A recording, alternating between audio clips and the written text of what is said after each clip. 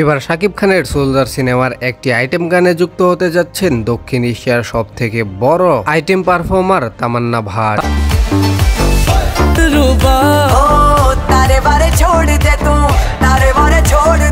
তামান্না ভাট এর আগে যতগুলো আইটেম গানে পারফর্ম করেছে তা অনায়াসেই সুপারহিট হয়ে গেছে। বিশেষ করে বলিউডে তামান্না ভাটের জনপ্রিয়তা আকাশচম্বী। তার প্রতিটা নাচ রিলিজ হওয়া মাত্রই মিলিয়ন মিলিয়ন ভিউ ছড়িয়ে যায়। বিশ্ব আইটেম জগতের দর্শক সারিতে প্রথম স্থান করে নিয়েছেন তামান্না ভাট। সম্প্রতি নাকি সোলজার সিনেমার পরিচালক শাকিব ফাহাদ তামান্না ভাটের সাথে যোগাযোগ করেন সোলজারের একটি আইটেম গানে নাচানোর জন্য। তামান্না ভাটকে 2 কোটি টাকা অফার করা হলে তিনি সাথে সাথে রাজি হয়ে যান। বাংলা ইন্ডাস্ট্রির দিনকে দিন বাজেট বেড়েই চলেছে। বাজেট বাড়ার পিছনে সব থেকে বড় কারণ হচ্ছে বিদেশি নায়িকাগুলো আনার জন্য।